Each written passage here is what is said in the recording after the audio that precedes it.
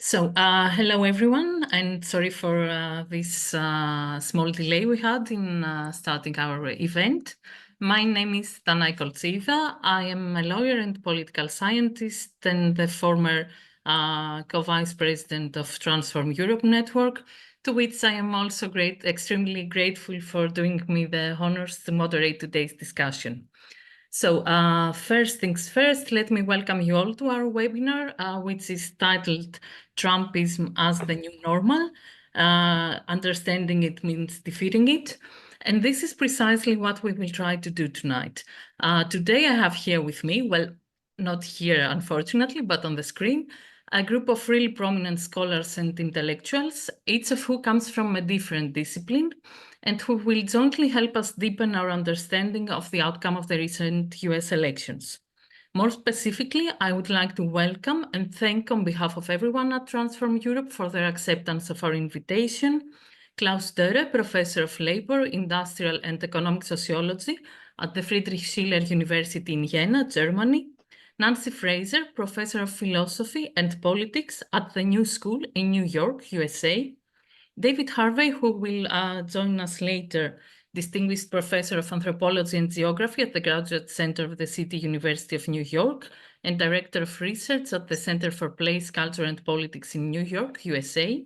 Stefan Liebig, Executive Director of the New York office of the Rosa Luxemburg Foundation. Yeva Nersisyan, Associate Professor and Chair of the Department of Economics at the Franklin and Marshall College in Pennsylvania, USA. And Anastasia Romanou, physical researcher, scientist at the NASA Goddard Institute for Space Studies and adjunct professor of applied physics and applied mathematics at the Columbia University in New York, USA. Welcome all, and thank you very much. There are three main questions and several specific ones that we would like to address today in our discussion. First, how can we explain the result of the recent US presidential elections and the victory of Donald Trump? In our understanding, the fact that the far right can still win elections after governing and after publicly attacking democratic institutions, as was the case during the January 2021 Capitol revolt, is even more alarming. We need to understand the factors that drove Donald Trump's electoral support, even among electorates that traditionally voted for Democrats. And we will try to do so from different perspectives with the help of our excellent panel. Second question, what does the election of Donald Trump to a second term in the White House mean for the US and for the world? The US being one of the global superpowers, and Trump himself being one of the leading figures of the reactionary international, which, by the way, is also the title of one of the very important international research projects that Transform participates in. It is clear that the upcoming second Trump administration will bear several consequences. First of all, in the American society, the stability of democratic institutions, the protection of human rights, of academic freedom, etc., in the US, and of course on the international level, since it will deeply affect the US-China and US-Russia relations, the US and NATO strategy regarding the war in Ukraine, the Israeli policy regarding Gaza and the ongoing genocide there, the situation in the Middle East, and so on. In turbulent times, when the threat of a generalized war is more imminent than ever since the end of the Cold War, it is undoubtful that Trump's presidency can only negatively influence the already difficult global situation. Given the first two questions, and the last, but perhaps the most important one we will try to answer today is this. What counter strategies can the left, the social movements, and the progressive and democratic forces in general can develop in order to defeat Trump and more broadly Trumpism and the rising far right? So we will try to answer these questions. We will start by an introductory round for the initial remarks of our panel. And I would like to begin with Professor Nancy Fraser, since one of the most important aspects of the far-right strategy and also a crucial battlefield for all anti-fascists in the US, but also globally, is the attack on women's rights and LGBTQI+ rights. And in more general terms, it's the battlefield for democracy, freedom, and human rights, which are at stake in today's USA.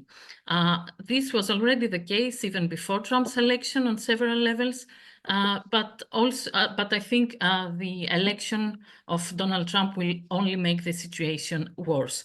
I'm sure then that Professor Nancy Fraser will include also this perspective in her initial remarks today. And so, Professor, please, the floor is yours. Thank you very much. It's a real pleasure and honor to be here with these other panelists. I'm so eager to hear what others have to say. This is such a fraught moment for all of us, and we really need events like this to process what has happened and what we think and what we can do. Well, I want to start with your first question, why Trump won, and I want to offer an extremely simple answer. There was no alternative on the ballot that registered the depth of the crisis that is being lived in the US and elsewhere. No alternative. Trump won because the Democratic Party establishment has systematically, for more than 8 years, blocked every effort to constitute a left-wing alternative to Trump, an alternative that would woo working-class voters, that would strengthen labor rights, livelihood security, and deal with the varied forms of that aspect of our crisis. And so what happened was that the questions of women's rights, of LGBTQ plus rights, of human rights, of democracy, which were just mentioned, those issues became separated from and isolated from these questions of working class family life, of livelihood, and so on. And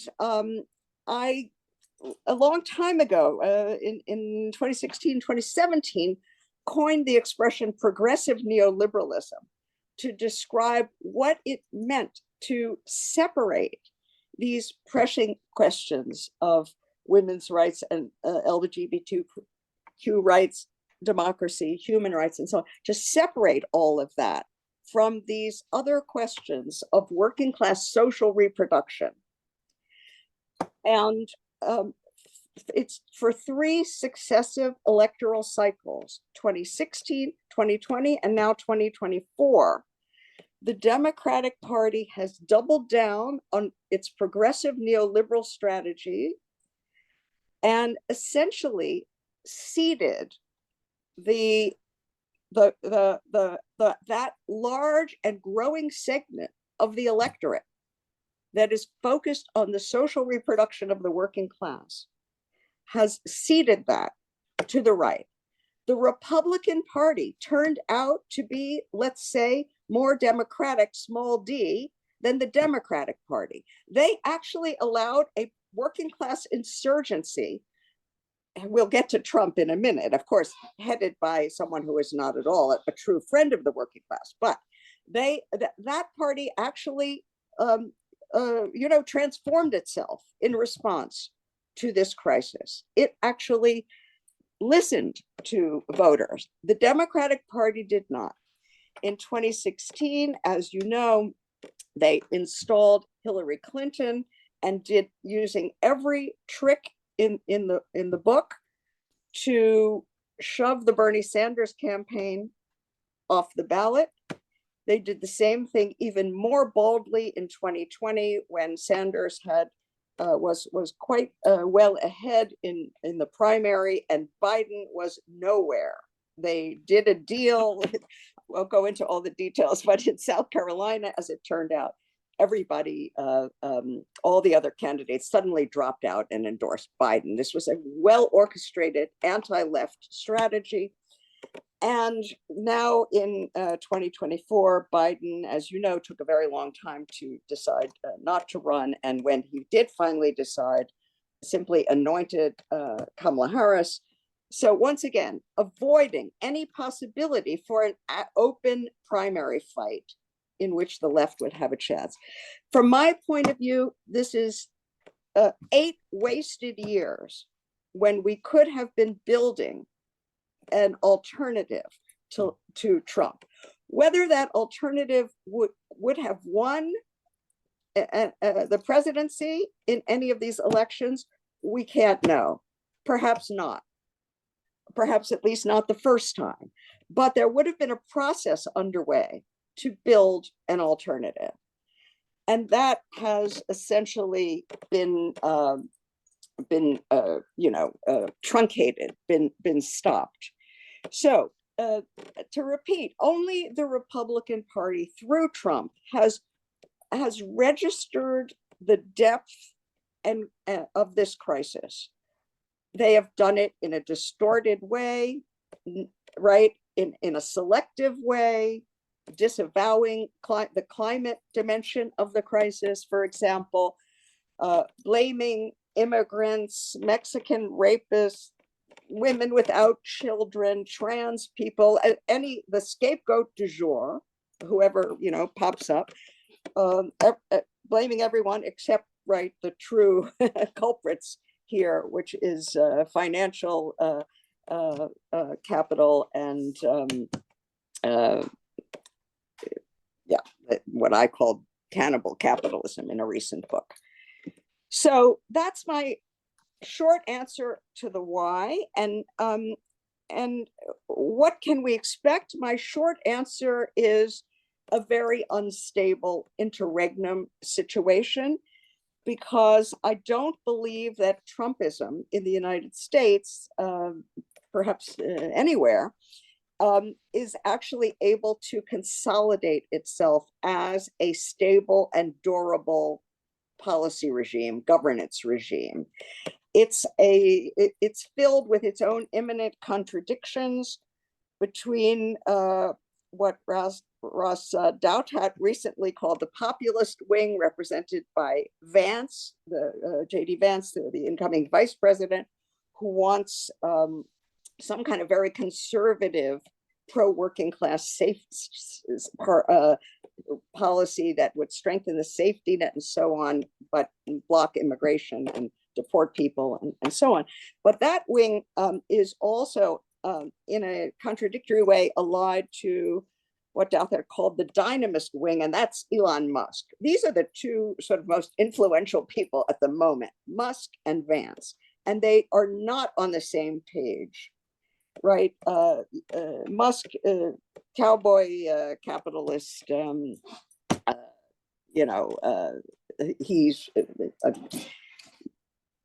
for firing striking workers and all kinds of things like that. So I don't see a stable policy regime, and even whatever emerges, it's not going to raise the minimum wage. It's not going to secure labor rights. It's not going to bring back manufacturing or secure high-paying jobs. The livelihood security dimension of this is not going to materialize. And so I assume that if there's any rationality among voters, and if we don't assume there's at least some, then we might as well just pack up and go home, right?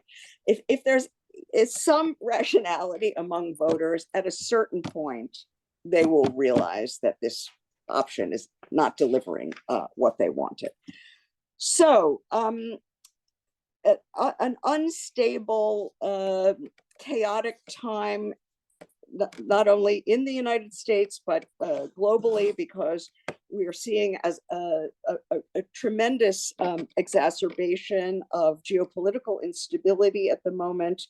And what Trumpism brings to that mix is quite complicated, I think, because on the one hand, right, the official line is withdraw, America first, don't meddle, don't get so involved unless the US national interests are clearly at stake. And from Trump's point of view, that is not the case in Ukraine. So I do expect a quick settlement of Ukraine. But on the other hand, the Middle East, which is now in tremendous turmoil, is not susceptible of any quick solution. Although I have to say, Benjamin Netanyahu is systematically, destroying various forces in the Iranian axis. And so, many questions about what's to happen there. But the way I want to frame this is that this is all, in one way or another, a reflection of declining US hegemony at the geopolitical level. And the kind of question is under, I would say, under what terms and by means of what process will US hegemony end? Will it end in a violent clash, or will there be some slower process by which China comes into the center? Very hard to say about that. Finally, the last question: how do we? What counter strategies and so on? How do we think about what to do now?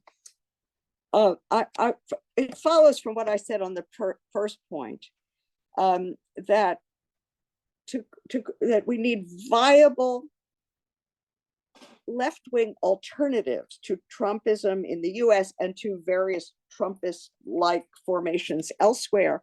And that means overcoming this split between the question of working class social reproduction on one side and the things that have become separated from it, but that are absolutely integral to it, namely women's rights, LGBTQ plus rights, human rights, democracy.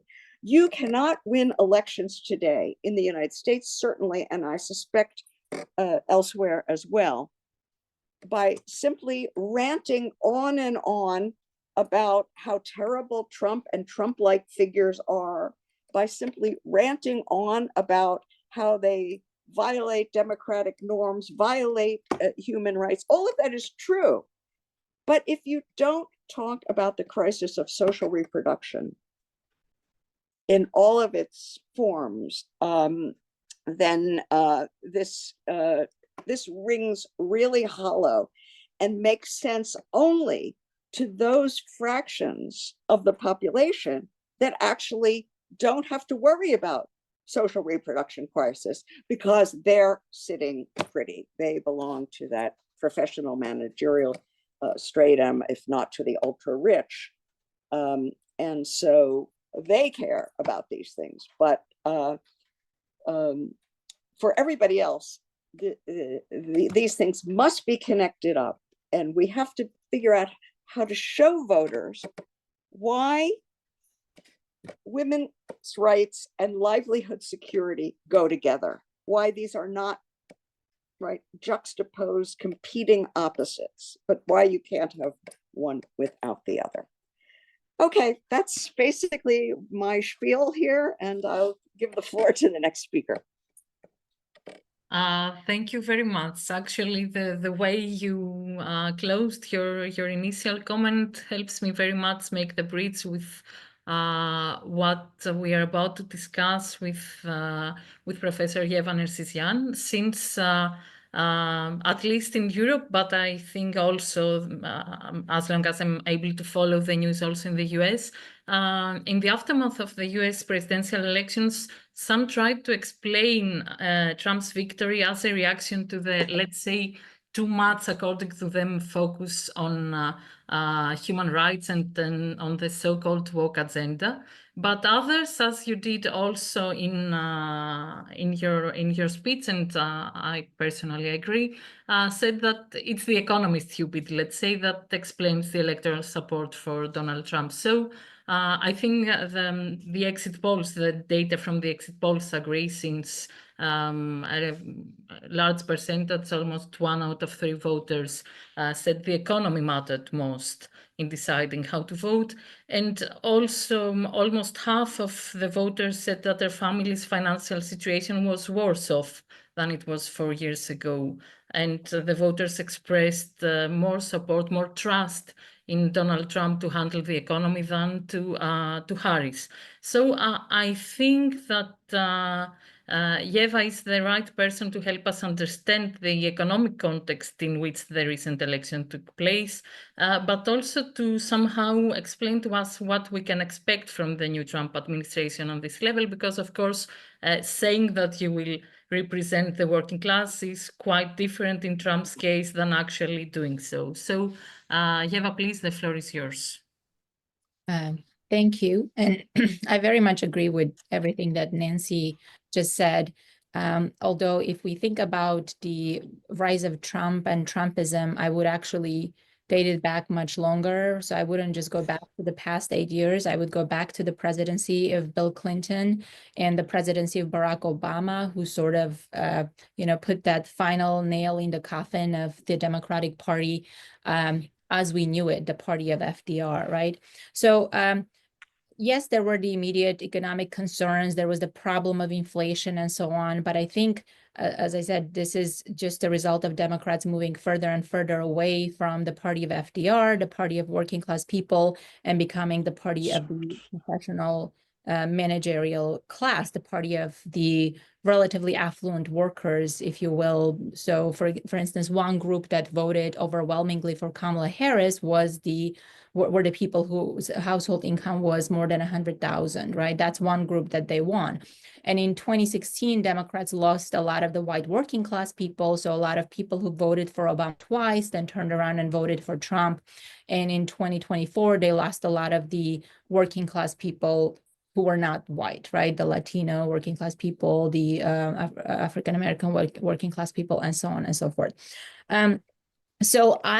It's amazing how much the Obama presidency has been unscathed, even though considering what we've seen since then and given its temporal proximity to the 2016 election, because after all, Trump won the first time right after Obama's presidency. So if there is one person that I would put the blame on, that would be Obama and his economic policies, right? And so recently, or during the election season, when Obama was stomping for Kamala Harris, he responded to Trump bragging about the pre-COVID economy and saying, well, that was my economy. And my first thought was, well, what about the economy in 2010? What about the economy in 2011, 2012, when we had unemployment rates that were 10%, 9%, 8%, right? Really, really high numbers given where the unemployment rate was able to go shortly after. Well, not shortly after, many, many years after, right? Given that it took us 10 years, right, to recover the labor market, right? The unemployment rate didn't go down to its pre-global financial crisis levels until 2017. Labor force participation rate, right? The rate at which people participate in the labor market, that never recovered really since after falling during the global financial crisis. So is that Obama's economy too? Will Obama take credit for that too? And I think he should be given all the credit for that. And he should also be given the credit for the austerity measures, right? Well, one might say, well, he didn't have a lot of choice, right? That's always the retort of the liberals and the Democrats in the United States, right? The midterm elections, the Democrats lost the House and therefore they weren't able to do much. But when you go back and when you look at the people who put in place in terms of his administration, people like Larry Summers, for example, right, who we now know single-handedly was responsible for us doing a much, much smaller fiscal stimulus after the global financial crisis than what we needed, right? And seeing how fast the labor market was able to recover after COVID with a sizable amount of fiscal stimulus and seeing how much it lagged, right? How we had this 10 years of jobless recovery after Obama's presidency, right? To me, that explains it all, right? So he wasted all of his political capital on a so-called healthcare reform, which, as we can clearly see in light of recent events, didn't really solve the problem of access to healthcare in the United States, right? They never even tried to do anything close to universal healthcare. They never tried to do anything like a public option. That was never on the table. And of course, there is the question of banks and Wall Street, right? You had this major financial crisis and you wasted it, right? This was such a wasted opportunity. What we needed was another FDR. What we got was another Bill Clinton, pretty much. And, Bill Clinton had the advantage of a good economy, and Obama didn't have that advantage. And so then that took us to the presidency of Donald Trump, which the Democrats wanted to see that as an anomaly, right? They wanted to explain it away in any way they could. It was Russia, it was racism, it was this and that. It was never our economic policies, right? It was never the economy stupid, which it actually was, right? Because if you looked at the situation of most people in the United States, right? They were not any better off after the Obama presidency, right? The household wealth had diminished so much because of home prices falling. Homeowners were never prioritized while banks were bailed out, right? So the irony of all of this is that Biden, in many ways, with his economic program, was better than Obama, right? We had a much bigger fiscal stimulus. It helped with the recovery. But in some sense, I think it's too little too late, right? And Biden had to overpromise. He had to promise the moon to be able to get elected. And he overpromised and he underdelivered, right? And he promised a lot of things like increasing the minimum wage, creating social programs and making them permanent. Things like parental leave, medical leave, paid parental leave, things that Europeans enjoy that Americans don't have, right? Things like support for people who have children, right? What we call child tax credits, expanding them, expanding social programs, and so on. What we got instead was the temporary expansion of the social safety net. So in a way, Americans, for once, were able to see what a good social safety net looks like. And then the rug was pulled out from under them, right? So that's exactly what happened. They saw what a good world can look like, and then it was all taken away from them. So to me, that explains a lot of what we see, right? That yes, of course, inflation is a part of it. That inflation made it's the kind of thing that people see in their daily lives, right? Groceries are expensive, gas is expensive, and so on and so forth. But what Biden and his team prioritized were things like the infrastructure bill, right?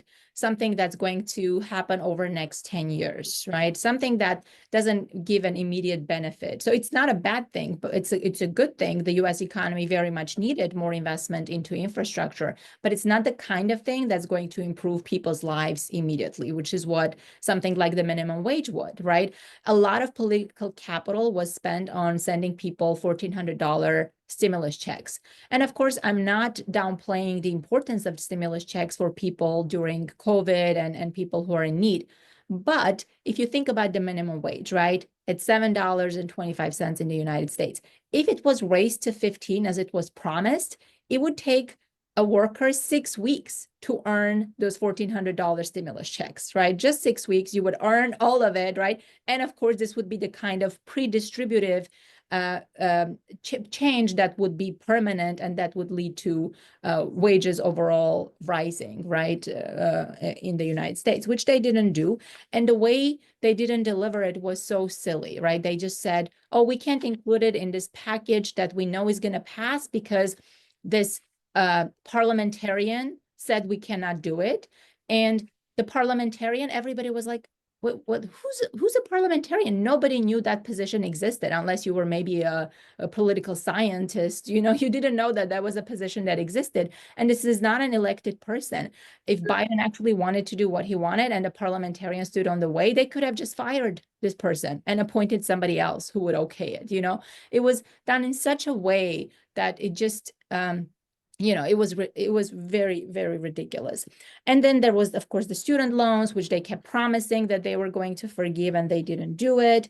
And in the midst of all of this, we have home prices going up to completely unaffordable levels, right? Pre-COVID, the average home price is something like $212,000. Now it's $350,000. So to buy a home, you need so much, more down payment to be able to afford it. And then you have the Federal Reserve raising interest rates, right? Which I'm not going to hang that on Biden's, Biden himself, but at the same time, you could see that somebody like Trump, right, would have been a lot more forceful, like he was when Jay Powell was raising interest rates when Trump was president. And so he was hammering him on social media saying, you're raising interest rates and that's not good. And, I'm very much of the Keynesian belief that monetary policy is not the correct tool for macroeconomic stabilization, whether you're trying to fight unemployment or inflation. So that was, really not useful. So, we are going to fight inflation, which hurts working class people, by raising interest rates, which again hurts working class people. So, you got pick your poison kind of situation. Trump's election then is the result of this economic discontent, which is long lasting, right? It's people not knowing that their lives and living standards are going to be better or equal to their parents, and not knowing that their children's living standards will be better than theirs, right? It's sort of this hopelessness in some sense, right, in economic progress, which is very unfortunate. And it's unfortunate because we all know that Trump is not a working class hero. We know that Trump is not going to deliver. And when you look at Trump and Trumpists and just right-wing parties all over Europe, you can see that they pick on a lot of these traditional left-wing ideas, right? Those are the parts of their agenda that are popular. So if you think about, things like tariffs and protectionism, right? Trying to stop outsourcing. These are not traditional right-wing ideas. This is what the left used to support, right? And I'm not saying, that's the right way to do it, but I'm saying these are the parts of his agenda that are popular, just like for a lot of the right-wingers in Europe, they are picked from this traditional class-based left-wing politics. And of course, that's the part that's the direction the Democratic Party will not go, right? As Nancy explained, with how they dealt with somebody like Bernie Sanders, who wasn't going to fundamentally change the system, right? At the end of the day, he just wanted to make us a little bit more like Europe, right? That's what he wanted to do. So, Trump is going to talk the populist talk. He's not going to deliver. If you want to do protectionism, if you want to do tariffs, you have to combine it with industrial policy for it to be useful. This idea that we have to bring back, and of course they're not going to do it, this idea that we have to bring back manufacturing jobs, I don't necessarily think that that's what people want. People just want good jobs. People want good jobs for people without bachelor's degrees. And they don't necessarily have to be manufacturing jobs per se, right? With the correct kind of industrial policy that you can engage in. So, and it's, if you look at these, if you look at wages, right, the premium for having a bachelor's degree, the bachelor's premium, that has doubled since the 1990s, right? So, a worker who has a bachelor's versus a worker who just has a high school diploma, right? That wage difference there has doubled since the 1990s. And that's what we're seeing clearly in the election results, that the economy is working for certain kinds of workers, but it's not working for workers without those bachelor's degrees and master's degrees and so on. So as far as what Trump is going to do, he governed largely as a conservative last time in terms of the economics, except for maybe his tariffs. I mean, the one thing he did, which has been lost after so many years, is the Trans-Pacific Partnership, which was another kind of trade deal that the Democrats had negotiated in Asia, which Trump got rid of that, right? So, that's one thing that he did that you could say was in this sort of left-wing lane, but generally speaking, he governed as a conservative, a lot of, tax cuts. And I think that's the kind of thing we can expect. But when you looked at Kamala Harris's economic agenda, what was it all about? It was all about tax cuts and tax credits, right? That's what it was about. So it's really about, well, who are we going to give tax cuts too. That's, kind of what it comes down to, it seems like. And so, yeah. And so, obviously I'm not very hopeful, about the Trump presidency. I agree with Nancy in terms of the instability and so on. And in terms of the way forward, I think Bernie Sanders, unfortunately, has lost a lot of political capital in the United States because of his support in 2020 for Biden, because of his support after 2020 for Biden, because of how he sort of supported Hillary Clinton after 2016. So, I'm not very hopeful about people sort of following him again. And I don't really see another person who can fill those shoes, unfortunately. And this thing about democracy, right? Obama recently said, well, it turns out people don't seem to care so much about democracy in his sort of Obama way, like dismissive way, which has been one of the overarching themes here, like this dismissiveness of the Democrats and the Democratic establishment around people's concerns about the economy, right? Like, oh my God, you're going to vote for Trump because eggs are too expensive. Well, that's just so like disconnected from the reality that most people live, most people, whose household income is not enough for people to be able to afford a home and so on and so forth. It's not that people don't like democracy. The problem is that democracy has not been delivering on economics, right? On the economy. That's really where the problem lies. So if democracy doesn't deliver, then democracy for the sake of democracy doesn't seem to be enough, right? And so in terms of the next 8 years, I think if people like Elon Musk succeed and they end up cutting like the social safety net and so on, that's really the only way that J.D. Vance is not the next president, right? So if they succeed there, so in a sense, it's like the election is the Republicans to lose from this point on. And I really don't see like a Democratic another Bernie Sanders who's going to be that left-wing populist alternative to Trump and Trumpism, unfortunately. So, and on that positive note, I'm going to end it and hand it over to the next speaker. Thank you very much, Yeva. I think all the data you provided us with and your insights, and especially the fact that you went also a little bit back in time to fully understand the situation in the American society will help us very much go on to Professor Klaus Dörre, who will, I think, deepen a little bit the discussion on the class question and will help us first of all, understand the vote and the support of the working class and the popular classes for the far right in general, comparing the situation as we know it in Europe, because it's not, unfortunately, it's not a phenomenon only limited in the United States. It's something we've seen in several European countries already, France, Germany being two of the most characteristic examples recently. And I would like to remind you, in order to pass the floor to Professor Klaus Dörre, who I will also like to thank twice because he's with us, although he's dealing with the flu right now, that in the words of Matthew Karp from the latest New Left Review issue, he tried to somehow discuss this idea that the Trump had gains among racial and ethnic groups that were traditionally thought to be allied to the Democrats. And he's questioning this idea that it is a racial realignment going on. In his works, he says that Robeson County is not just majority minority, but the second poorest county in North Carolina by median income. The dominant patterns in the election data considered over the last decade suggest not an ethnocultural, but an economic reconfiguration of the US electorate, end of quote. So I would like, and since Bernie Sanders was mentioned by you, and it is weird also for us Europeans who know that parties play a role, whereas in the US presidential system it is personalities we are more looking for.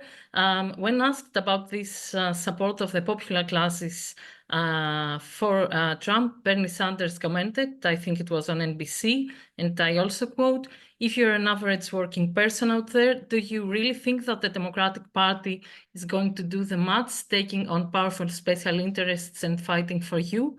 I think the overwhelming answer is no. And that's what has got to change."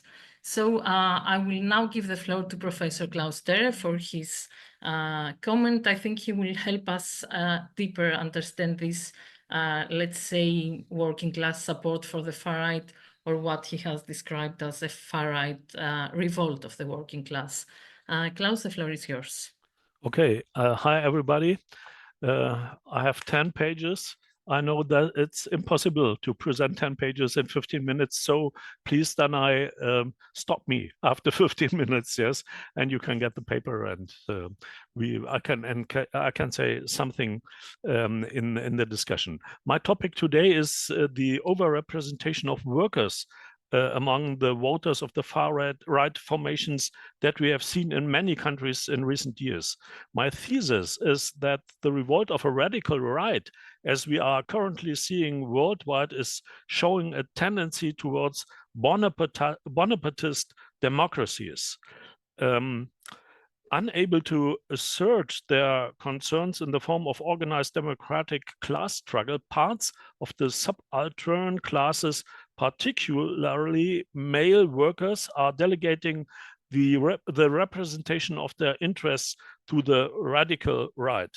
I think there are some similarities between the United States on the one side and Germany and Europe on the other. Let us begin firstly with the question of electoral behavior. The radical far right is receiving support from all classes and strata of society. Donald Trump and Elon Musk, for example, are true symbols of the capitalist elites. Their utopia envisages a world in which capital has been largely freed from social regulation. Yet the far-right bloc is also enjoying widespread support from among a class that the left placed its hopes on for the greater part of the 20th century, indeed, which is regarded as the revolutionary subject.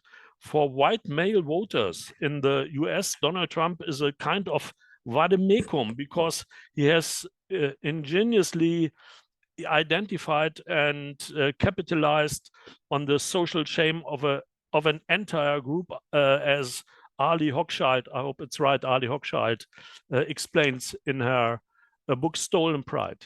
And she absolutely hits the nail on the head here. The new right is receiving broad working class support. It relies on this support to gain majority appeal. And just like in the US, far-right forces are rather successful in Germany and across Europe as well. Consider the following figures. In the elections of the EU Parliament in 2024, some 33% of workers voted for the so-called Alternative für Deutschland, AfD. This means the AfD was by far the strongest political force among workers. During the elections of the state parliament in Thuringia, Saxony, and Brandenburg, which followed shortly afterwards, this trend continued. In Thuringia, the AfD won 49% of the working class vote. In Brandenburg, 46%, and in Saxony, 45%. It is clear that the influence of the far right extends deeply into the trade unions. In Thuringia, 42% of the unionized blue-collar workers and 30% of the unionized white-collar workers voted for the AfD.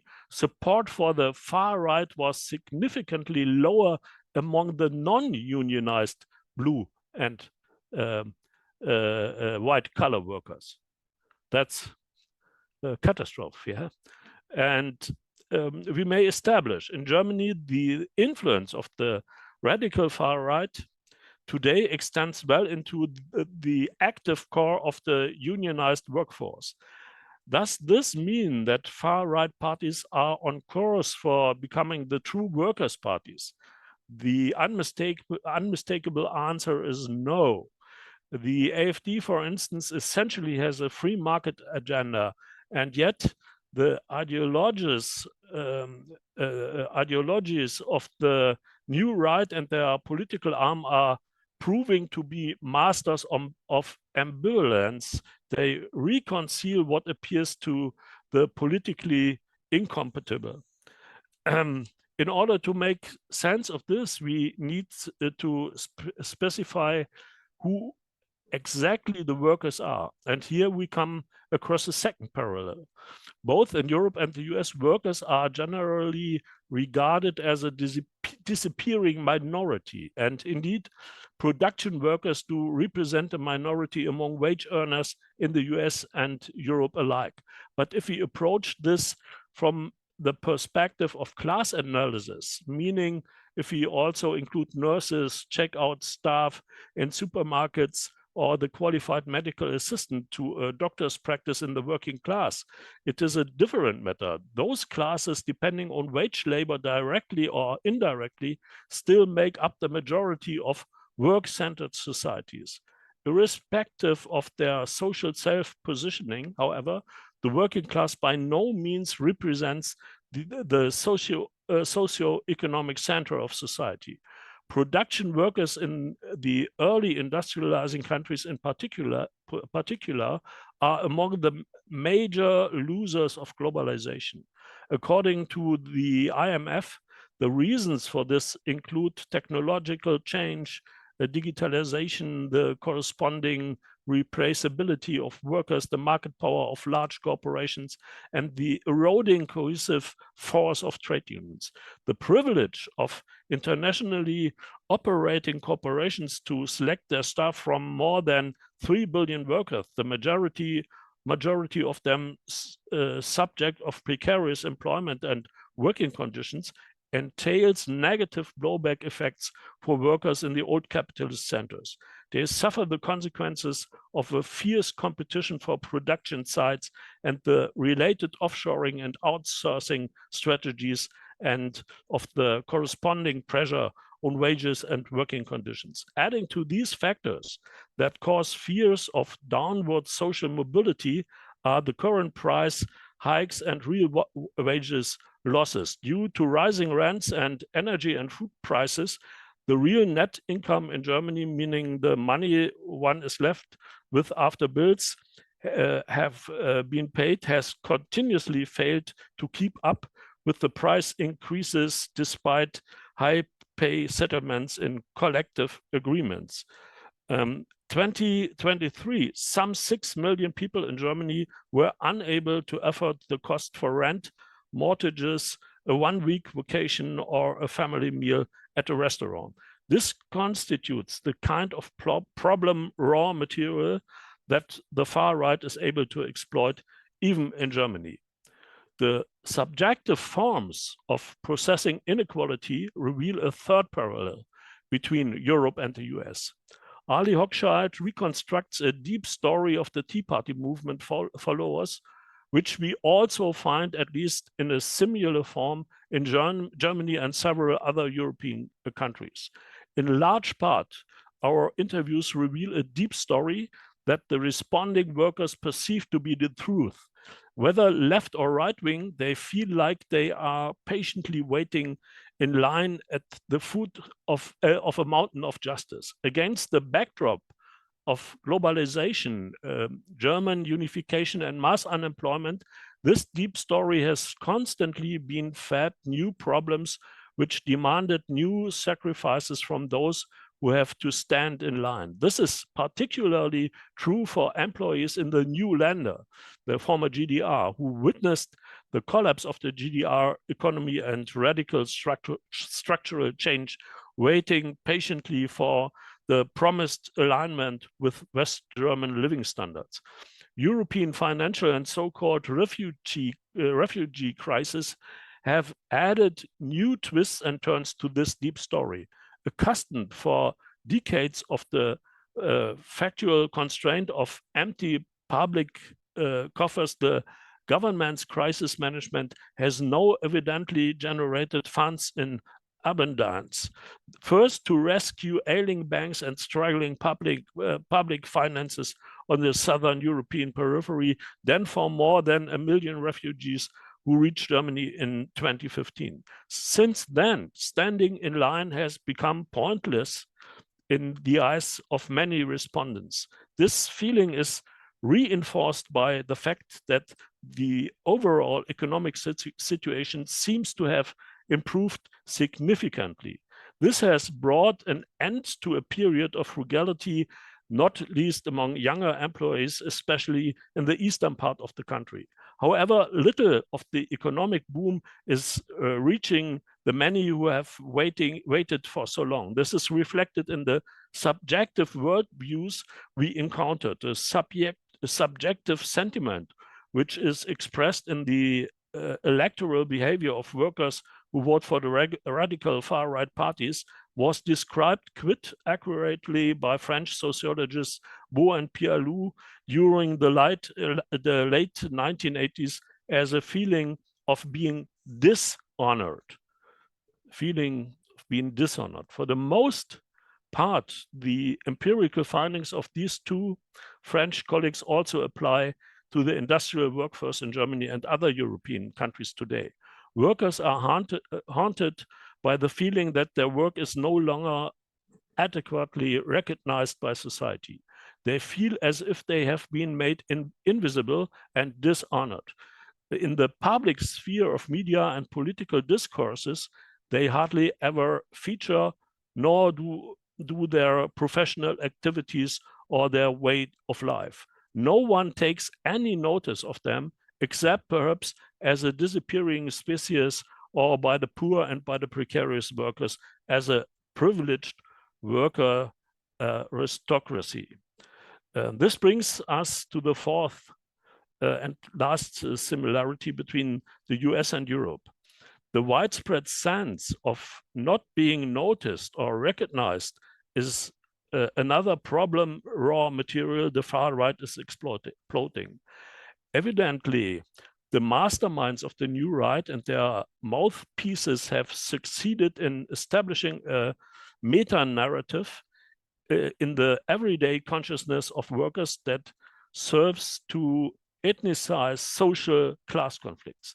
This meta-narrative allows for reconciling socioeconomic and cultural protest motives with a conformist general attitude. In fact, we observed this particularly among workforce in rural industrial regions. The leader of the AfD in the state of Thuringia, Björn Höcke, contends that the new social question in Germany in the 21st century is one in which the conflict dynamic no longer polarizes the antagonism between the top and the bottom, but that between the indigenous, meaning native, population and illegal immigrants or migrants unable to integrate.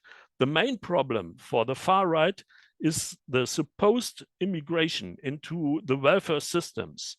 This argument is rather successful, especially among workers. This ethno-pluralism regard only pure, as in unmixed national cultures, as strong and capable of surviving.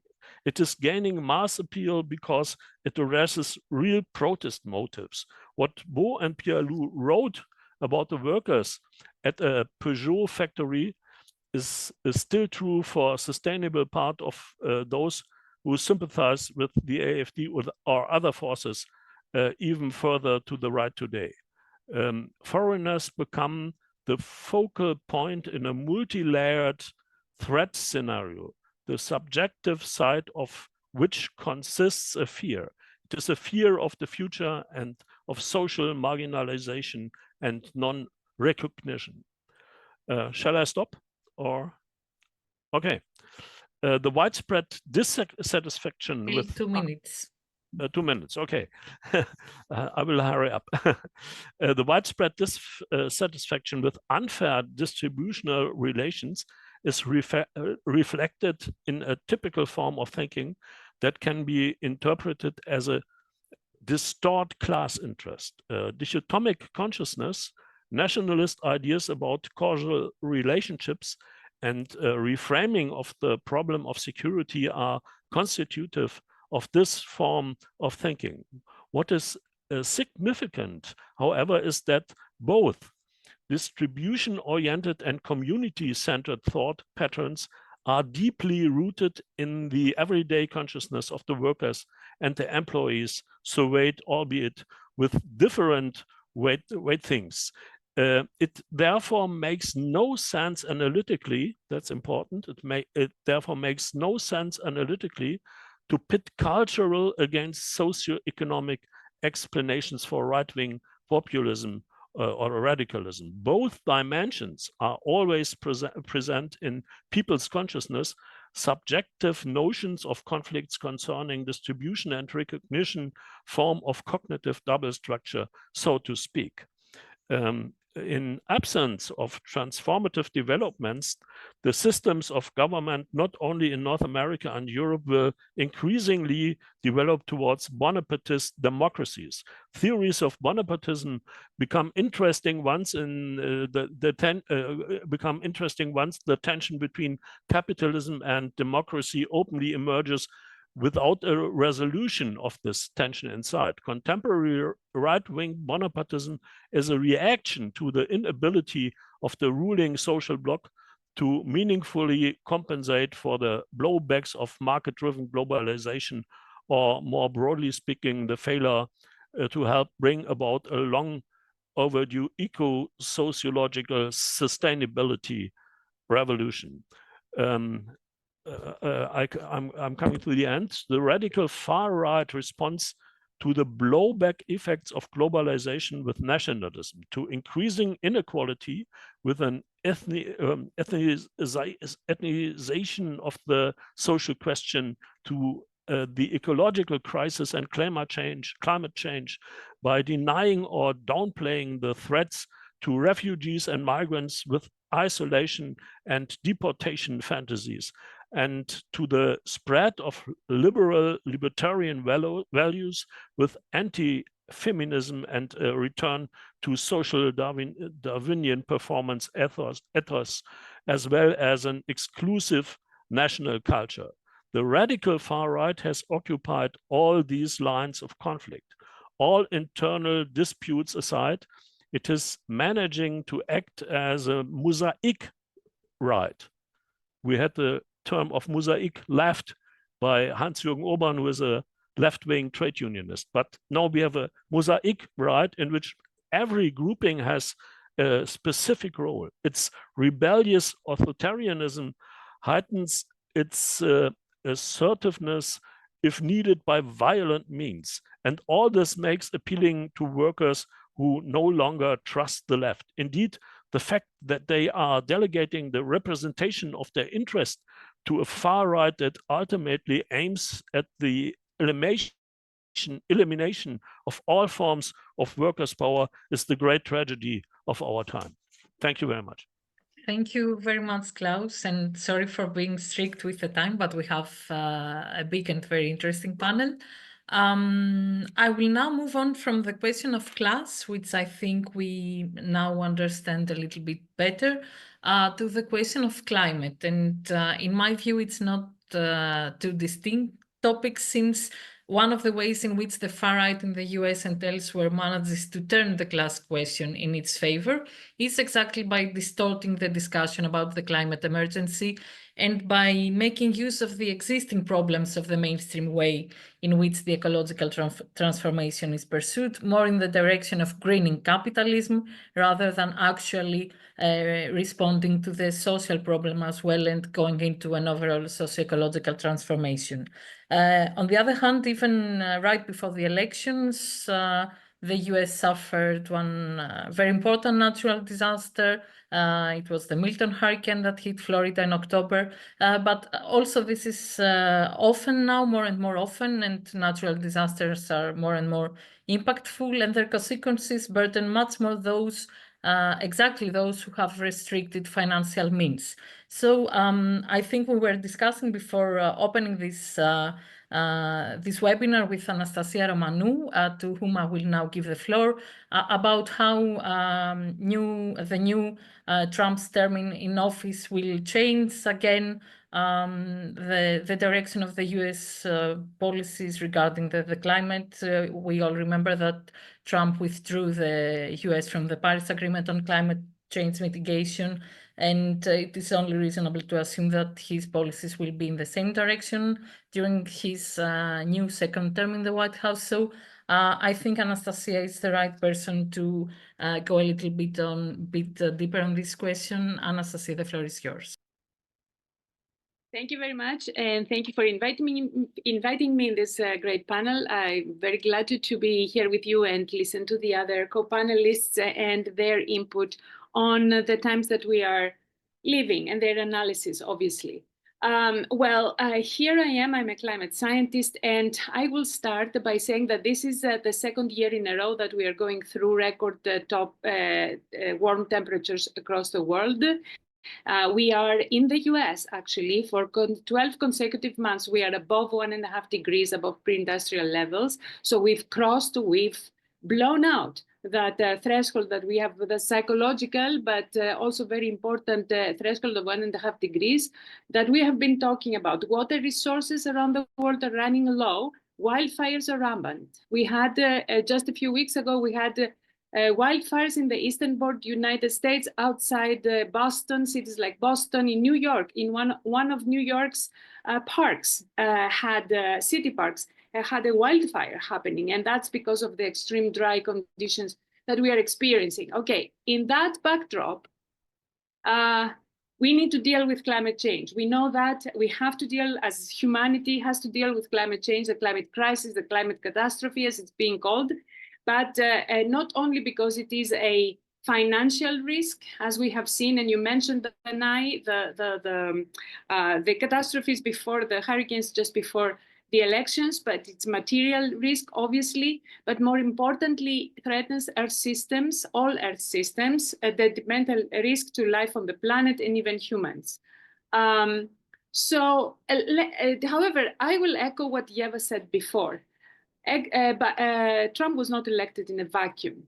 He came in after a catastrophic, in climate terms, catastrophic, even though the Biden administration was talking about the green revolution, even though it brought in a climate law, which actually did put forward some very important financial tools to promote renewable energy, to cut down on the fossil fuel use.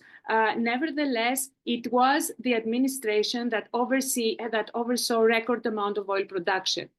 The Biden administration overburdened the human emissions, increased the human emissions much more than what we all expected and we hoped for.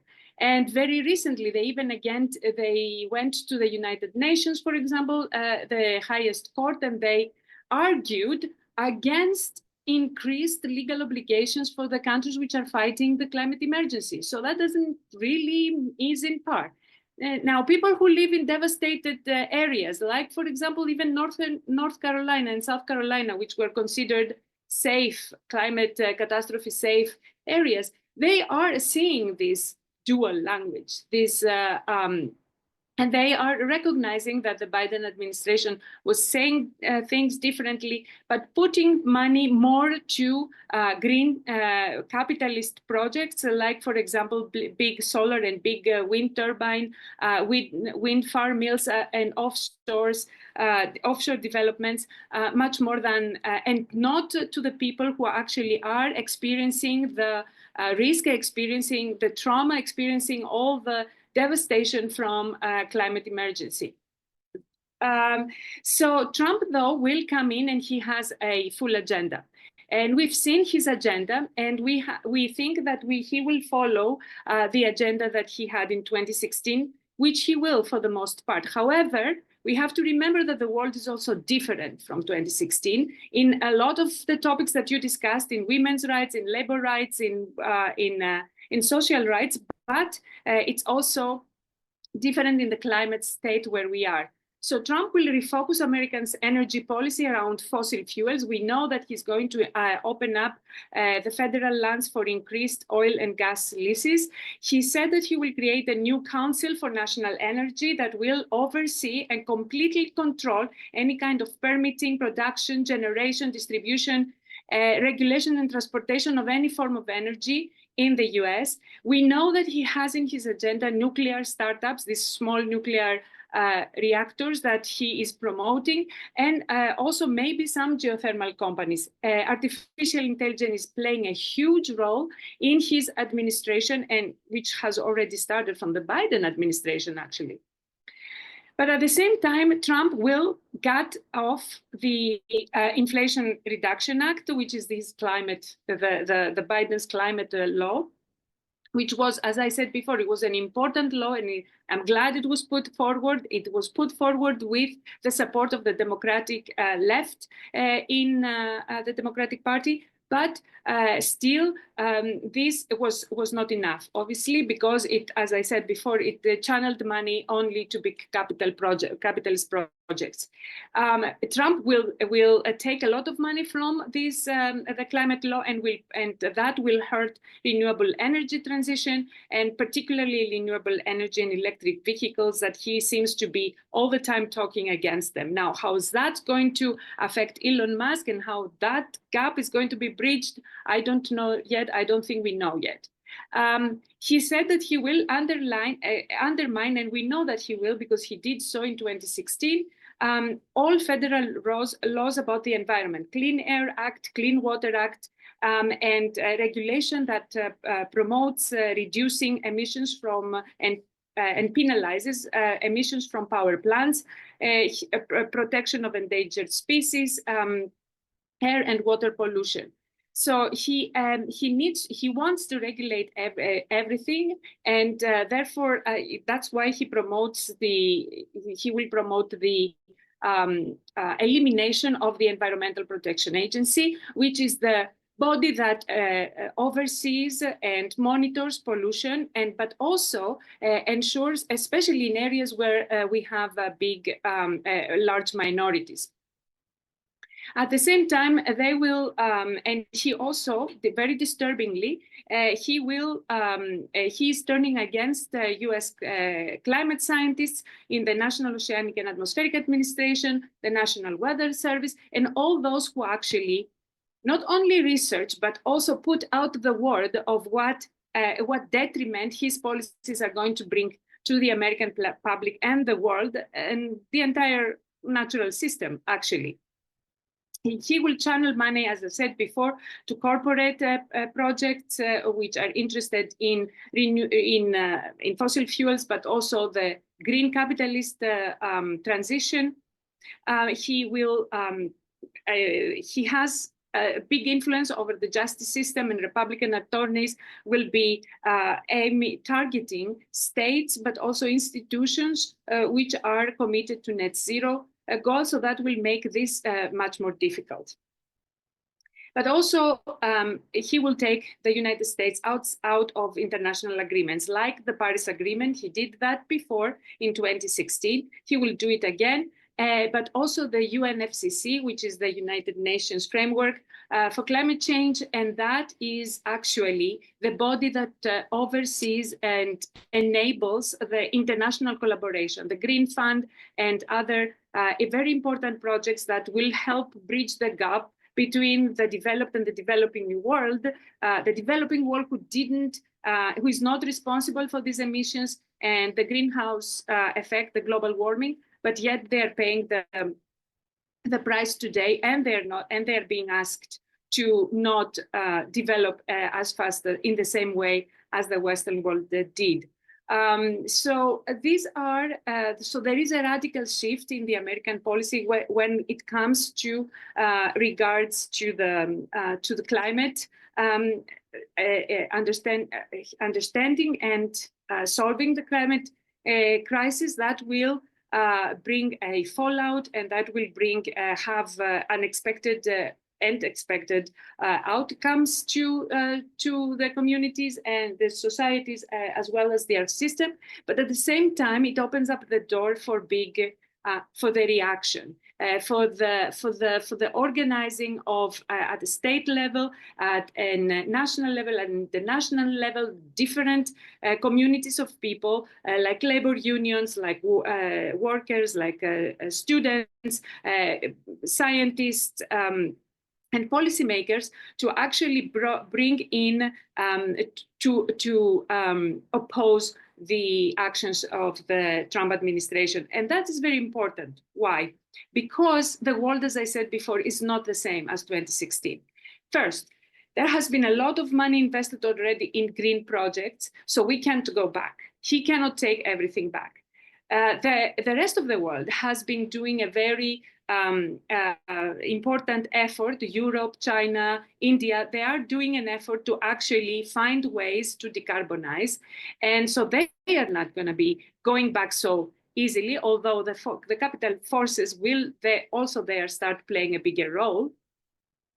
But also by the realization that taking the United States out of the negotiating table from all these big organizations, whether it is the Paris Agreement or the UN, FCC, or the other projects, this will diminish the role the US will have to say. This will shift the attention and the power and the power to other areas, and it will be exactly what Nancy mentioned earlier. It will underline, maybe even accelerate the decline of the US hegemony on a geopolitical level, and here with the angle of climate change, of course. So what we can do, the thing that we can do is organize, but not organize just by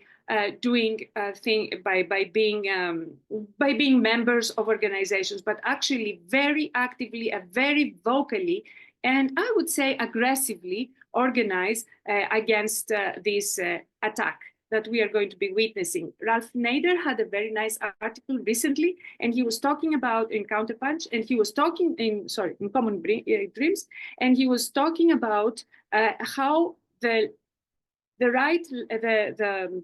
Democratic Party lost because we don't have any adrenaline. We don't have any power in our arguments when we go out. We have a defeatism, or we have a very quiet, laid back, sometimes even elitist way that we are addressing things, and we are addressing working class demands and problems. And that's why we don't, of course, have their vote. We have to build, it will be more difficult for people and grassroots movements to organize this time around as it was in 2016, because, as I said before, now the Trump administration will know its way around, and it already has on its side a large part of the judicial system.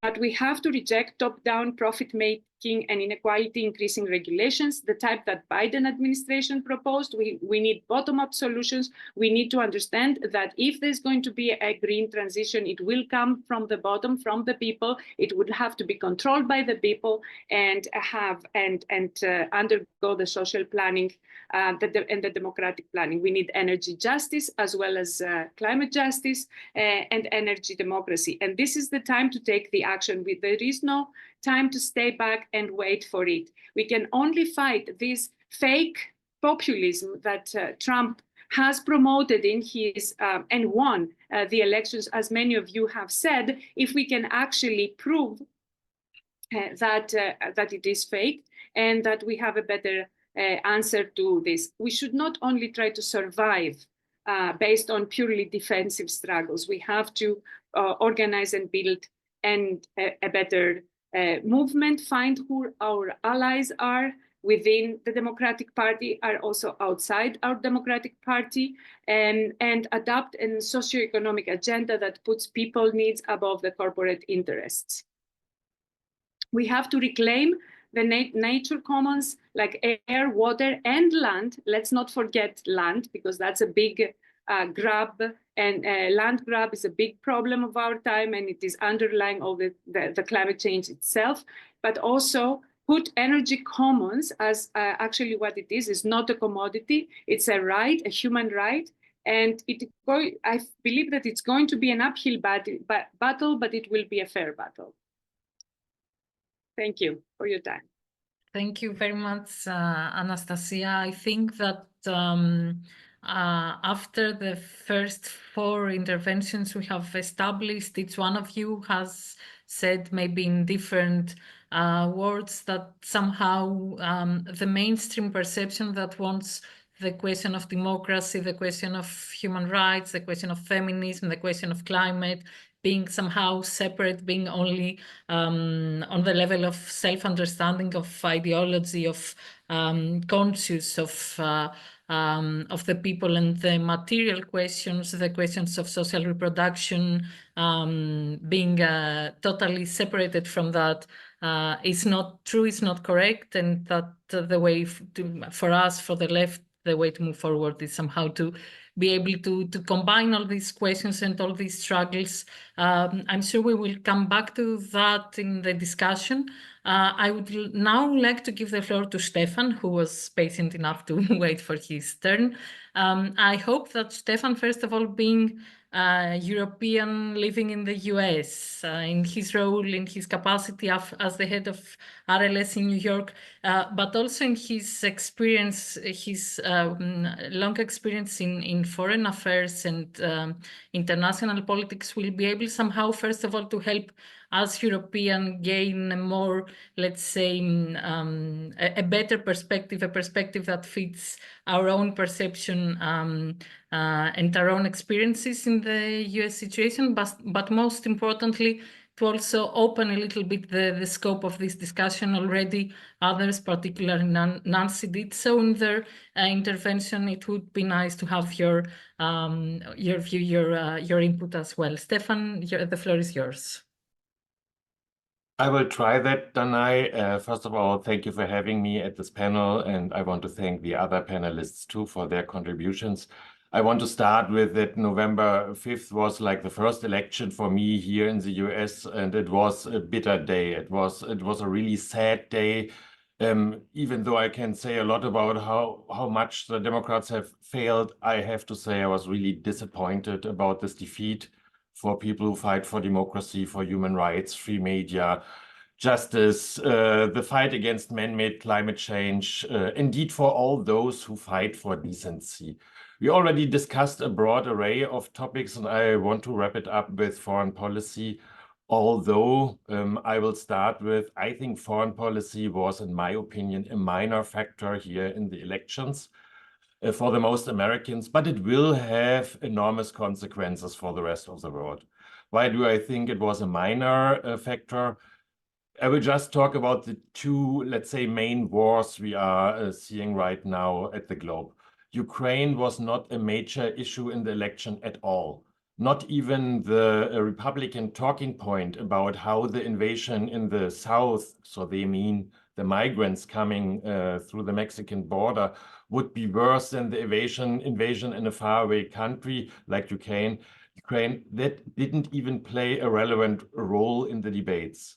And sure, the horrible war in the Middle East, the arming of the IDF by the US, that had consequences in the elections. There is this example of Dearborn in Michigan with a majority of Arab Americans, which was won by Trump, as opposed to the last election when it was won by Biden. And yes, there was a general demobilization of the Democratic electorate by that. But I think in the end, it was not decisive. So what was the main factor? I think I agree with Nancy Fraser that Trump has lost because too many voters did not see an alternative, like a real alternative at the ballot. And also with Eva, that from Clinton to Obama, their neoliberal economy policies are responsible for the situation we are in. And there was one question in the chat, why Biden's anti-neoliberal policies did not help. And I would somehow agree. He tried. He started with a platform that he was working on with Bernie Sanders together. And I remember in his first speech in the Congress, he said, trickle down has never worked. And I thought strong words, and he tried. But as Yeva mentioned, the people didn't feel any results. It was too less, it was too late. there was too much opposition in his own party. And we here in the US have heard this quote very often, but maybe not all of our European friends and comrades. So I will quote Bernie Sanders again. It should come as no great surprise that a democratic party which has abundant working class people would find that the working class has abandoned them. While the democratic leadership defends the status quo, the American people are angry and want change. Klaus Dörre pointed out that a lot of them who are angry vote for right forces in Europe and here in the United States, even though these forces will not help them. So the consequences of these elections will be felt in many parts of the world. And I could say a lot about democratic parties' foreign policies in the past and their mistakes, and there are a lot of them, but that is not the topic. The topic is Trumpism, so I will focus on Trump. And I have to say, I had a speaker's tour before the election, and I met a lot of people who told me that at least Trump in his first term did not start a war, or that he may bring a peace. I disagree. Let's look at his first term. He has, or let's look back just a few weeks in the campaign. He has already talked about bombing Iran's nuclear arsenal. Then, in his first term, he bombed Syria. He threatened North Korea with total destruction. He increased Obama's drone war. He killed the Iran nuclear deal JCPOA, which was really important. He ended the INF treaty with Russia. He reinstated sanctions against Cuba and put it on the list of state sponsors of terror. And he described countries in the global south as shitholes. So sometimes maybe if things are far away, you try to forget some things, but I have to remind us in foreign policy, he was not a good, peaceful president. Yes, there's no clear ideology, what he really wants. There is this isolationist, anti-globalist somehow and protectionist things, but I would mostly agree with Walden Bellow, who said the key word for Trump is unpredictability, as we learned in his first term. So let me just point out 4 points. First, the US-China relations. Haris Gulemes asked while Nancy was speaking, do Trump and the Democrats agree on the way to face China's threat to US hegemony? I think if you look at Washington in general, you wouldn't really find a difference between Democrats and Republicans when it comes to China. And also there was this, during the campaign, there was this competition between Trump and Biden about who has more anti-China tariffs.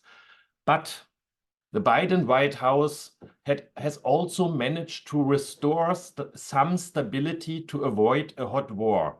And I want to quote President Xi Jinping at their last meeting in Lima just a few weeks ago. He said the China-US relations have gone through ups and downs, but the two sides have also engaged in dialogue and cooperation. On the whole, I quote Xi Jinping here, the relationship has remained stable. They have worked out a set of guiding principles for China-US relations through consultations. They have jointly put China-US dialogue and cooperation back on track, end of quote. It's not me saying that the China policies of the Democratic Party are great. But what I'm saying here is they found somehow a base to work with each other. Now we will get Trump. He already announced a new round in the tariff war, and I don't know how he would have reacted in this. We had this balloon crisis 1 year ago when a Chinese balloon was flying over US territory. I'm not sure about him because of his unpredictability. Regarding Russia, Trump has announced that he will end the war that Putin's government started on his first day in office. And J.D. Vance, as vice president, said how he wants to do it.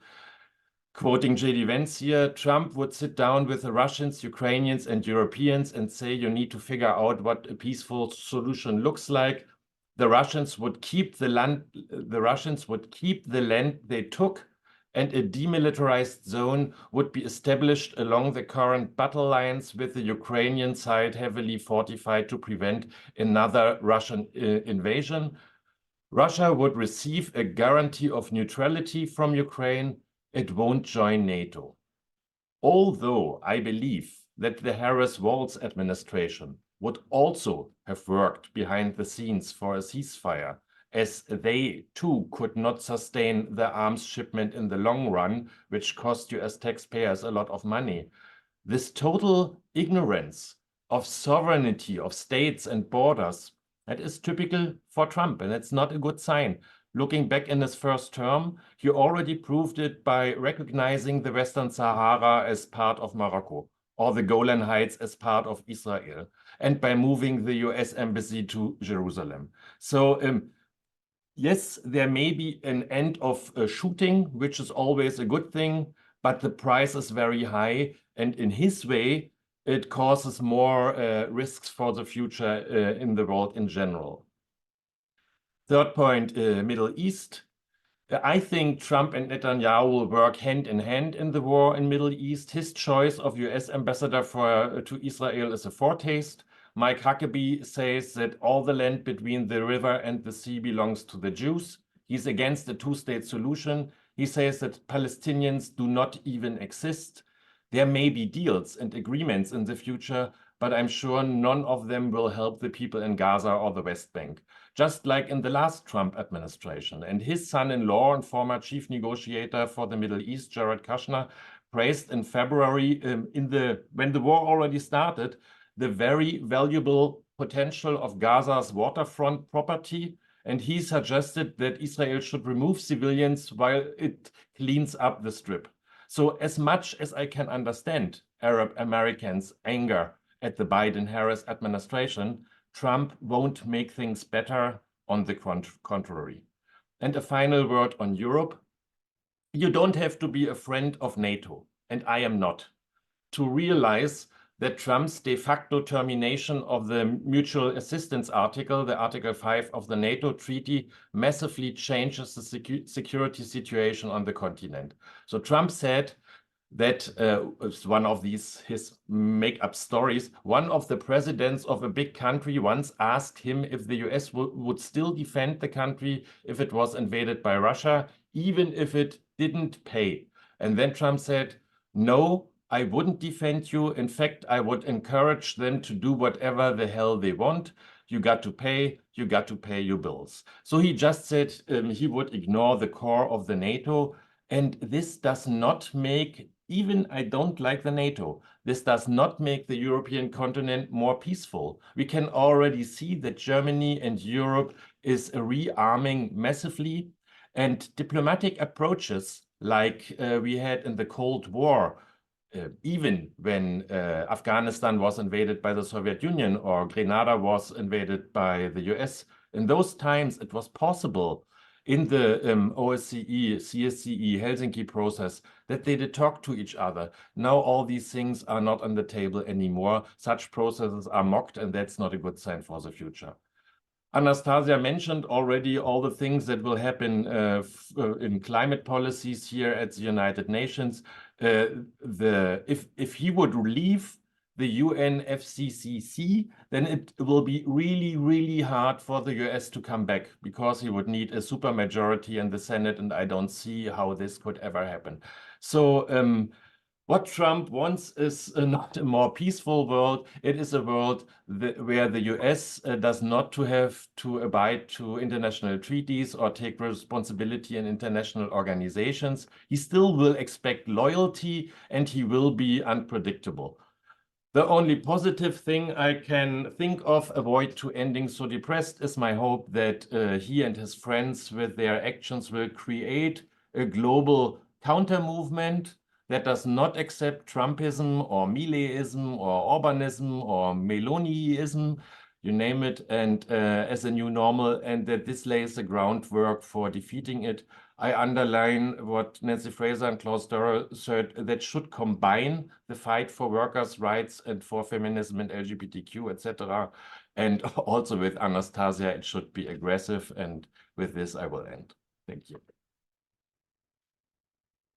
Thank you also very much, Stefan. I think the fact that somehow the international community ended up in giving away peace as a project to the far right, to persons like Trump, but not only. We have the same somehow going on in Europe. Is highly problematic, but I guess we will have many opportunities to discuss again this. Besides, peace is one of the key topics on which Transform Europe is working continuously. So I hope we will have the opportunity to come again to this discussion in our future events. I think it's now time for me to open up the floor for the discussion.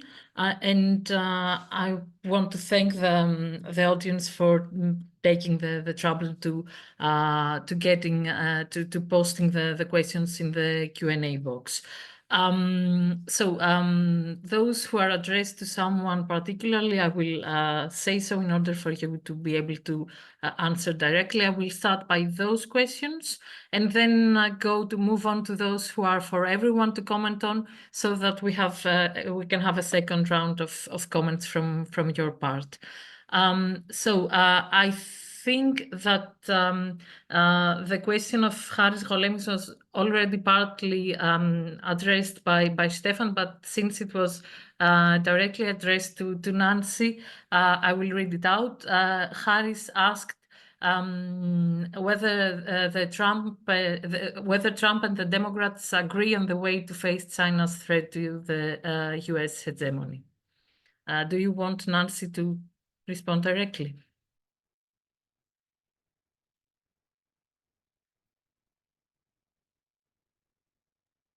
You're muted. You're muted.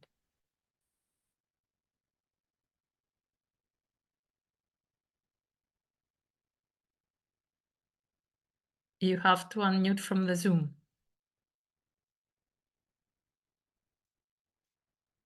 Just tap on your screen.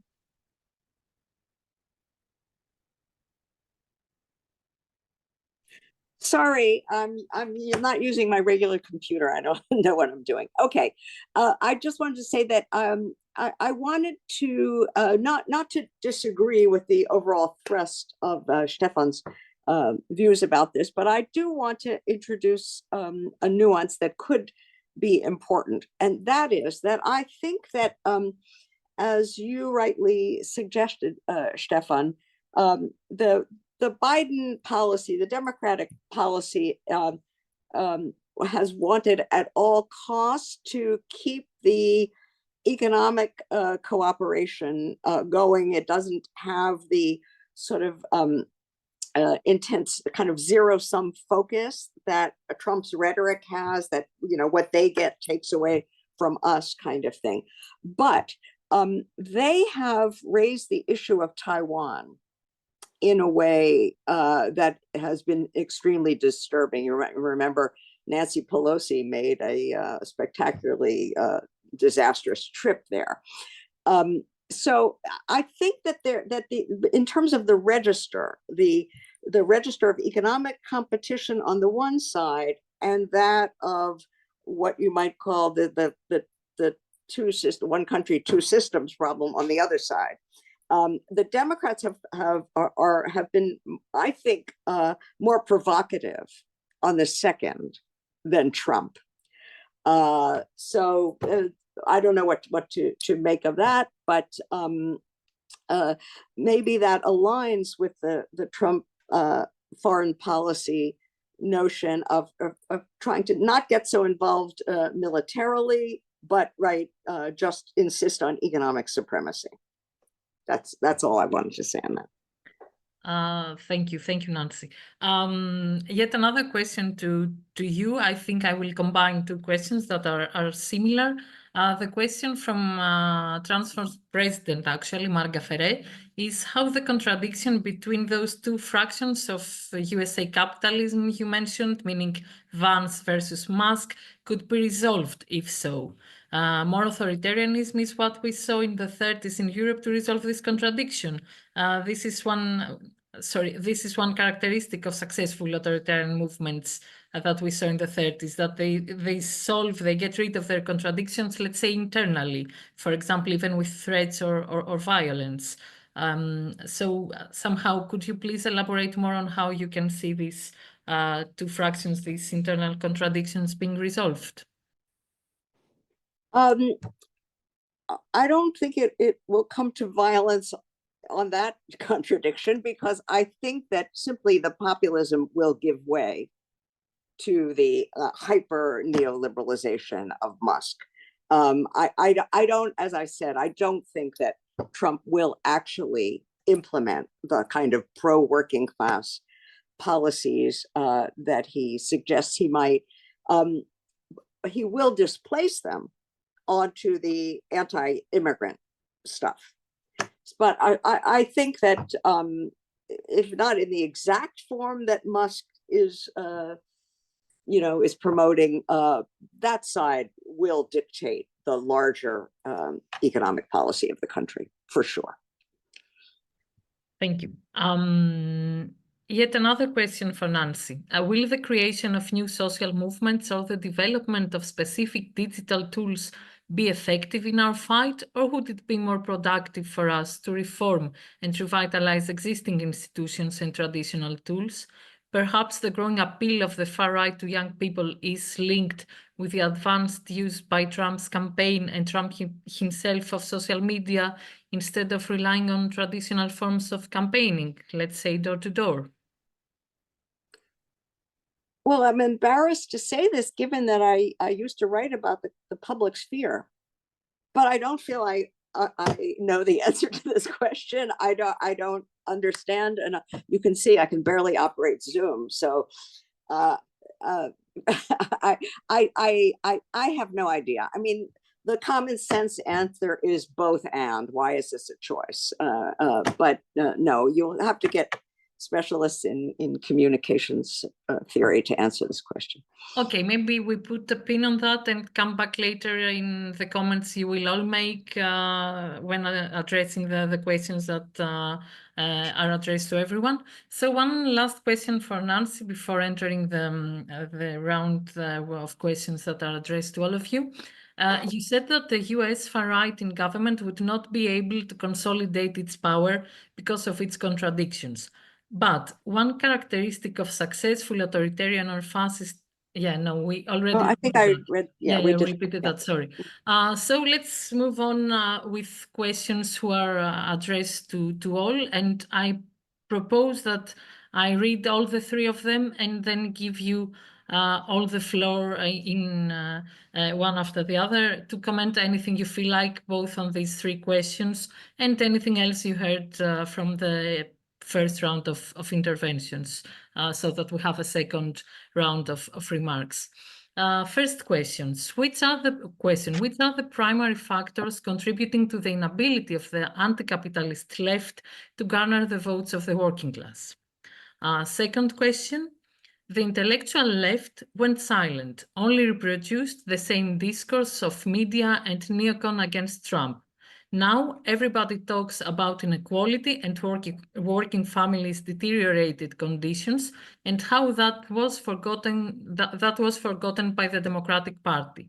What about the USA's international mess and the empire's decline? This was a twofold question. And third, racism, resentment, and xenophobia are important in voting. This is ignored when it's always just, it's the economy stupid, but why Trump seemed closer to the working class than Harris?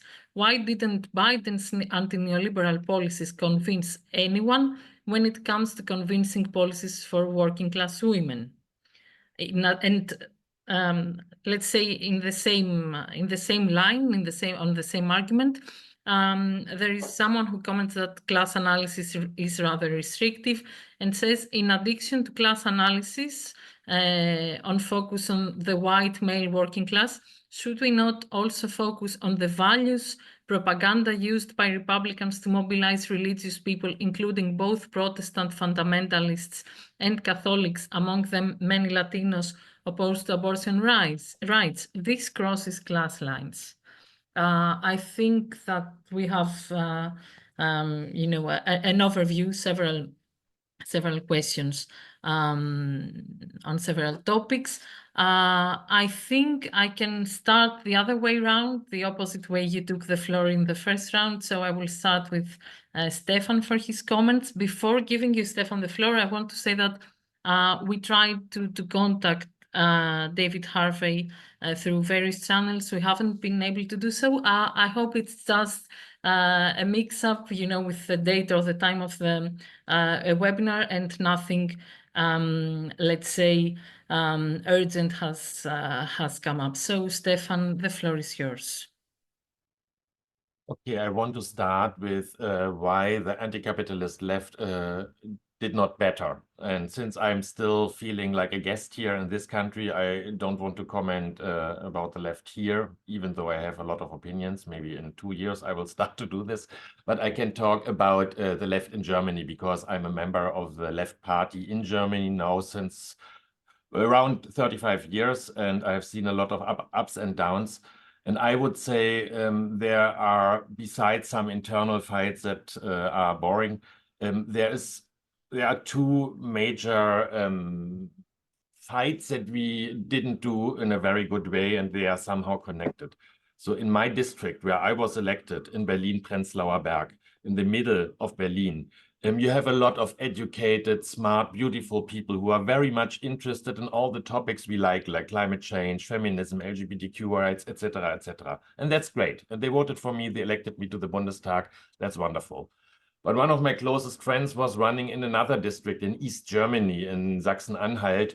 And there were a lot of, let's say, white workers who lost their jobs during the reunification, and they were very open to racist remarks and anti-migrant rhetorics, etc.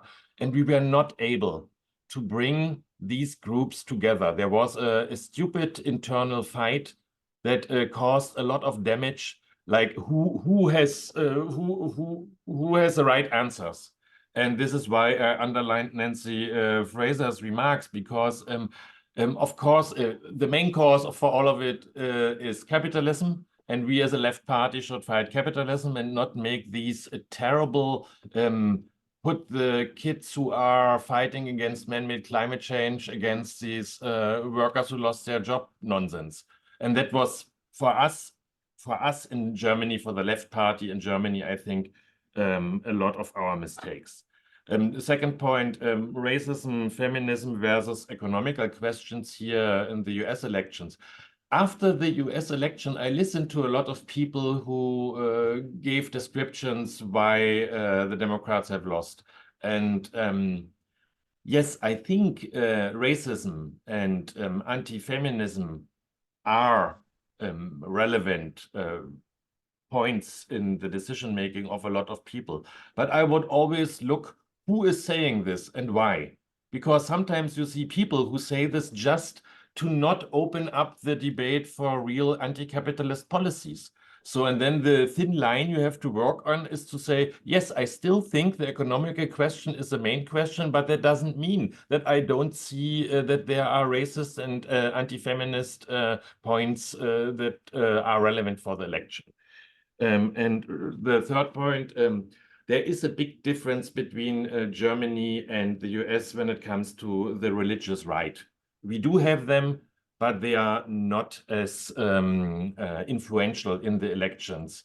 But what I could see here, and that is just one anecdote, it's not like a science-based thing. And on the evening of the election night, a PBS reporter talked to a young Latin American woman who voted in the referendum to keep the right to abortion, but also voted for Trump. And she was saying, I'm in favor of abortion, but I'm also afraid of the economical situations, and I'm against illegal migrants.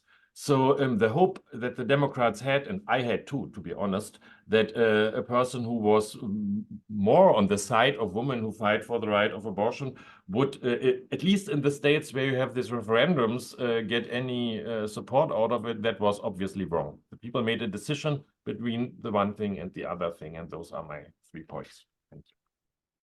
Thank you, Stefan. Anastasia? Yes, I want to say just a few things in several questions that were posed. One was the last one that Stefan also touched about what was the reason that the working class abandoned the left. Well, one of the things is that, well, first of all, the Democratic Party is not left, okay, by any means. And so we are not talking about that. So let's say why the working class abandoned the Democratic Party. There are several reasons that were already touched upon. I want to though mention one, which in my opinion plays a very big role. The education disparity between the red states and the blue states is huge. The primary education, the public education system has been has been distributed now to each of the states to have its own, to make its own decision about the curriculum and about the educational content in the schools.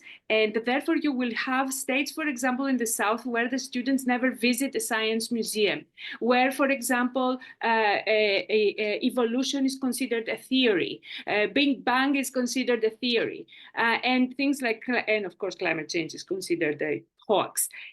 So these, the education, and this is something that also the Democratic Party promoted in the previous years. Don't forget that one of Trump's policies is critical in that the moment that he will take over, he said that the education, that he will dismantle the Department of Education, the Federal Department of Education, in order for the states to give the people free choice. What does it mean, free choice? When you are poor and where you are working class, you don't have choice. You will have to send your kids to the public school. You have choice when you are obviously wealthy and so forth. And that will further deepen apart the people in what we call red states and blue states. And then on top of that, how the democratic people, as I mentioned before, the elitism with which they look upon the red states, the words that they use, not to mention the deplorables that Hillary Clinton used earlier, but so many times, and again, in the panels where there were Democratic Party representatives, they were always talking in a very demeaning manner toward about the people in rural areas, which went, of course, for Trump. The intellectual left went silent. This is another question. Do you want me to address it now or maybe later? No, I think this will be the closing round as we will pass the 2 hours during. Okay, so then the one thing that I want to mention is religion. I don't know. In addition to the Catholics and the Protestants, to me, the rise of the evangelists in the United States and everywhere, actually in the North and South America, is tremendous and is behind every right-wing reactionary movement that is coming into power. Bolsonaro was supported by the rise of this kind of religious factions, which are gaining more and more prominence and economic and social control. And they're actually representing working class people. They are representing single mothers in the countries and people with, precarious, in the precarious workforce. Okay. Thank you. It seems that Klaus Dere also lost his connection. I hope that this webinar is not cursed because we are now 2 speakers down. So I will go directly to Yeva for her closing remarks. So the question of the anti-capitalist left or any real kind of left, right? Why doesn't it gain traction? I don't know if, so in case of the US, as Anastasia was saying, that the Democratic Party is not the left, right? So Bernie Sanders tried to do, try to take it to the left or try to run a left-wing campaign in 2016 and again in 2020. And every step of the way, it's not the Republicans that he had to fight to get there, it was the Democrats that he had to fight. So to say that the Democratic Party represents any kind of left, it's on the left, it's actually, it's not correct, right?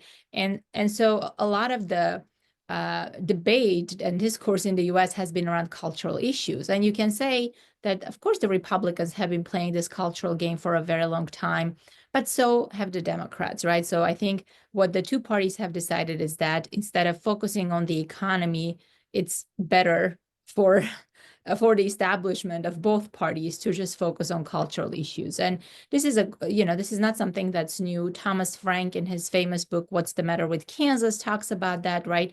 If the two parties are pretty much the same on the economics, right? They're both neoliberal, right? And again, this starts with Clinton, and maybe you could even date it back to Carter, right?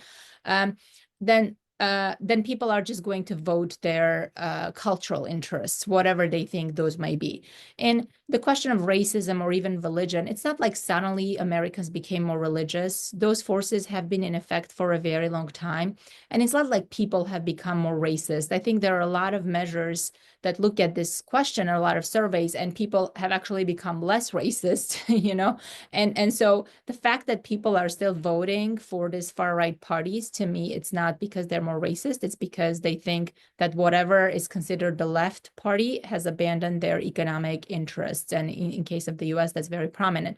The case in point is about 9 million people who voted for Obama, not once, but twice. And then they turn around and voted for Trump, right? And what do we say about non-white working class people who vote for Trump? Are they racist too? And you may say they are, right? That's fine. It's not like non-white people cannot be racist, right? But the way racism has defined in the US, right? It's only white people that can be racist. Nobody else can be racist. So now it kind of this non-white working class people voting for Trump has really damaged that narrative. And I think that's why, compared to 2016, in 2024, I think the contours or the boundaries of what's allowed to be, the opinion that's allowed to be expressed about the Democratic Party has actually broadened, right? In 2016, you couldn't say it's the economy stupid. People who tried to do that, like people like Thomas Frank, they completely fell off the face of the earth. You couldn't see them publish anything in mainstream publications like the New York Times, where they were regulars prior to that, right?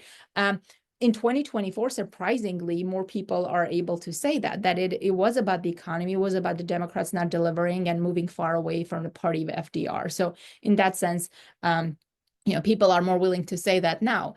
And in a way, the question about the intellectual left, right? I think, yes, it's a valid critique of the intellectual left who was silent on these questions because of this idea that any critique of Biden and Biden's policies was a support of Trump, right? Like you couldn't say anything about Biden because, well, what's the alternative? You want Trump to get elected, right? It's funny, like you're seeing a lot more people now like start writing things about the economy again, and they were like silent in the past 2 years when nothing was being done on the economy, right? Suddenly they're able to, say those things.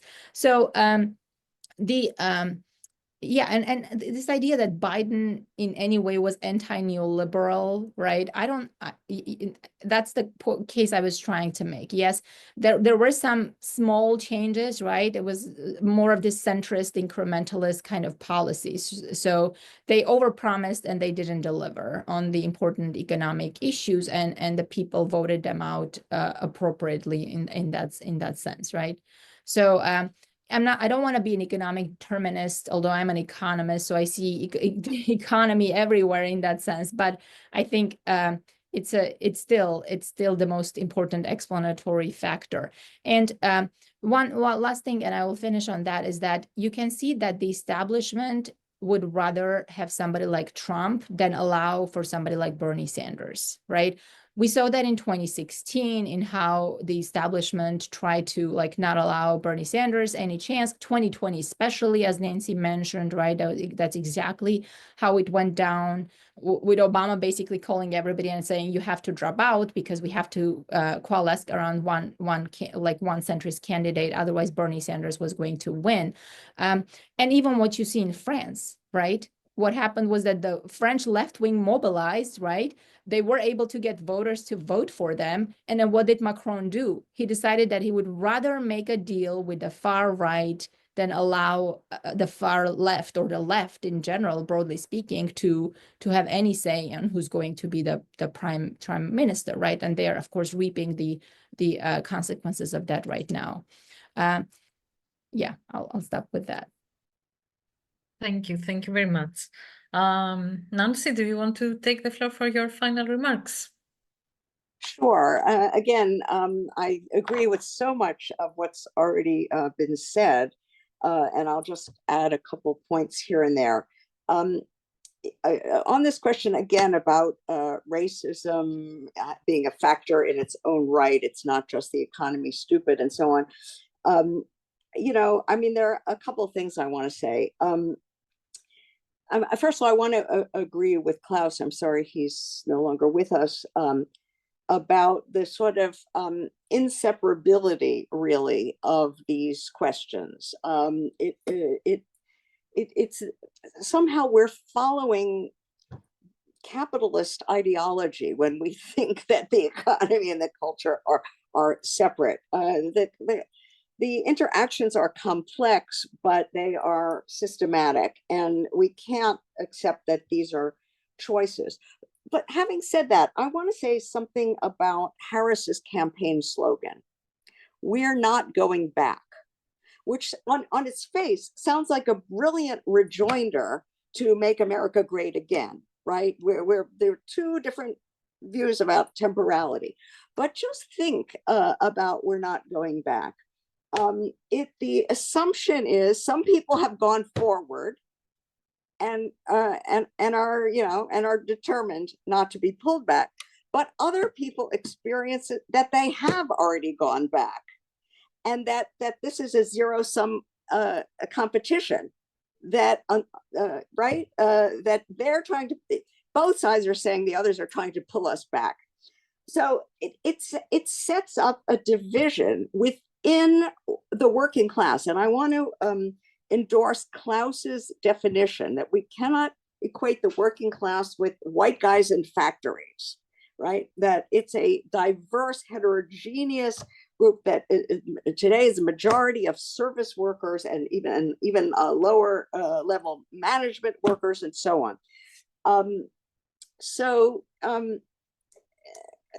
This whole question, though, about the problem is that this division between who's going forward and who's going back is basically sort of you know, associating the working class exactly in the way that Klaus criticized.